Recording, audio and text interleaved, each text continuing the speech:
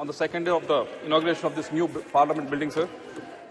From YSR Congress and also from all the members of Lok Sabha and Rajya Sabha, we thank the achievements of ISRO.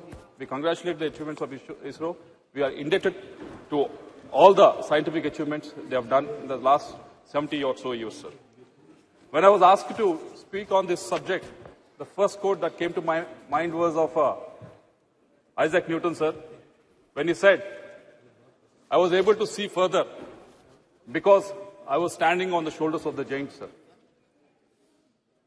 We were able to achieve Chandrayaan mission because there were so many people that have contributed to it. Just now, Professor Dada has mentioned about Vikram Sarabhai, Satish Dhawan, U.R. Rao, Madhavan Nair, Kastur Rangan. Because of what they've achieved in the last 65 to 70 years, Shivan, all these people have achieved and contributed to the frontiers of the space exploration, sir. Because of them, we were able to achieve Chandrayaan mission to the moon, sir. And I also congratulate Somnath and his team, who was able to place a lander on the far side of the moon, sir.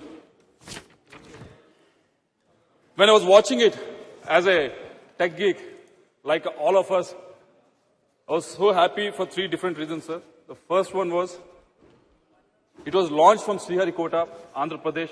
It's my Telugu land, sir. And it has been found to be lucky for all the launches, and they've all been successful, sir. And the second reason that I'm really happy was because of when I was going through the profiles of all the contributors for this success, all the scientists who were involved in this, majority of them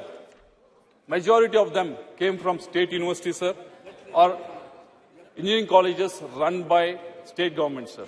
It was a great achievement. They didn't come from any IITs or NITs, sir. They just came from the state-run universities, sir. Third thing that we all should be happy is the participation of women in this endeavor, sir. They all dressed in country saris, very beautifully, but they were having that vigor to make sure that our Chandrayaan mission was very successful, sir. But there are a lot of questions raised, not in the Western media, sir, why India is doing this activity when there's so much poverty in the country. For them, sir, there are three reasons. The first one being, we want to cross the frontiers of the science and space exploration, sir. It won't happen just like that, sir. Take, for example, as Dada was mentioning earlier, in 1965, we were human was able to land on the moon, sir. But from the last 50 or 55 years, the space exploration of most of the countries has actually gone back, sir. We think just because we have something like an iPhone in our hand, iPhone 1 to iPhone 15 actually accidentally happens. But it doesn't happen like that, sir. Unless some sort of impetus is given, some sort of iteration is given at some point of time, it doesn't happen just accidentally, sir. That's what has been happening in the space exploration. And as a country that is growing, as a country that is in the top 5 of the economies, this is the time to actually push those boundaries, sir. And second reason being, we have to dream big for the next generation. And we have to prove to the next generation that anything can be possible in India, sir.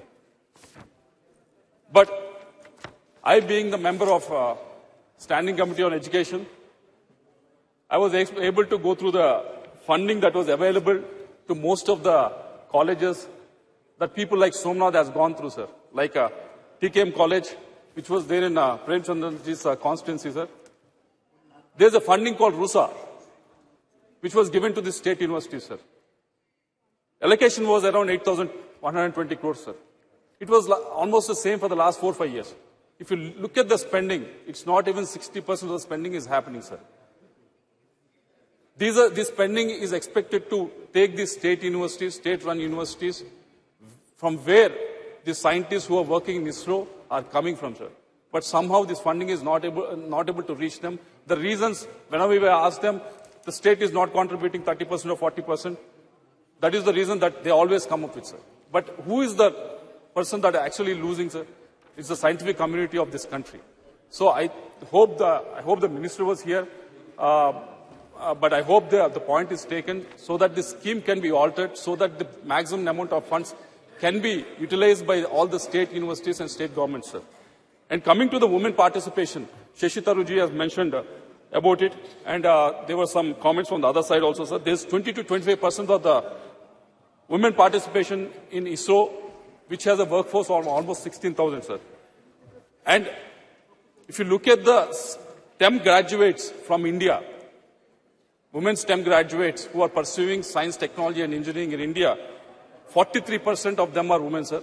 When you compare to US, it is only 34%. When you compare to the developed countries like Canada, it's only 31%. Even in UK, it is only 38%, sir. We are far, far, far ahead, sir. And also 30% of the research papers across 186 fields, this information I got it from Scopus, sir, are being published by women, sir. But only 14%, even though there's 43% of them are STEM graduates, of them are women, only 14% of the women are participating in STEM-related jobs, sir. Yesterday we were very proud that we have passed the women reservation bill, sir, but these people are putting the effort for almost 15 to 16 years to graduate, coming out with these degrees, but not able to participate in this workforce, sir. Unless we come up with new schemes to encourage them, unless we place the money where we talk, this situation is not going to increase, sir. And third, Minister Jitendra Singh ji is also here, sir. It is regarding National Research Foundation, sir. I wish somehow every Friday the House gets adjourned, sir, and he always gets the time. We always get the time to ask him the question only on the Friday, but somehow it gets adjourned and we never get to ask the question. But National Research Foundation is been envisaged almost 4 years back with the outlay of 50,000 crores that has been mentioned. And until now, not a single rupee has not been, correct me if I'm wrong, but not been actually given out to any of these IITs or NITs or any of the state-funded universities, sir. For the last 4 years, all these institutes have been actually waiting for it, sir. Mike, please. Yeah. Mike, sir, Mike. Because it's still being structured. So when my turn comes to speak, I'll elaborate on that. Yes, sir. I'll also elaborate on, because out of this 50,000 crores, we thought it's all coming from the state government, sir, but we have been told that 36,000 crores are supposed to be mopped up from the private. Yes. If you can give us the modalities of how you're going to raise it. I don't want to interrupt you, no. So I'll elaborate when my turn comes. Yes, because you're right. Almost 36,000 will be from non-government sources. That's the difference now. Because Yes. Dada, please. Dada, Baidi, please. Because we are actually at one of the lowest globally, sir, with respect to the spending on the research. Only 0.7% of the GDP is spent on the research, sir. So that's why I expect the minister to answer it elaborate it when you're speaking of it, sir. And the other point being, I've been speaking to a lot of the startups who are in the space exploration, sir, and most of them have come up with a request. You are doing PLI, Professional Link Incentive Scheme, for all the industries, coming from food sector to steel and every other industry. But somehow this PLI scheme is not being implemented for this space technology, sir. So if the minister can actually take it up. And also the second suggestion that they came up with is regarding GST exemptions for private satellite launch service providers, sir. There's a company called Skyroot, which is based out of Hyderabad. They're trying to, most of the cost that happens is during the launch, sir. And this company, Skyroot, is trying to reduce the cost, like how SpaceX is doing. But indigenously, they're trying to reduce it. So if some sort of encouragement can be given with regards to this, that will be a big favor to them, sir. Because let me put this on record, sir, because there's no disrespect to our scientific community or anything like that, sir, but if you look at GSLV Mark IV, correct me if I'm wrong, it can only put 4 tons into the geostationary orbit, sir, whereas Long March 5, which is the Chinese one, can put almost 14 tons satellite in the same orbit, sir. And also in the lower orbit, GSLV Mark IV can only place 7 tons of the satellites, sir, whereas Long March 5, which is of the Chinese one, can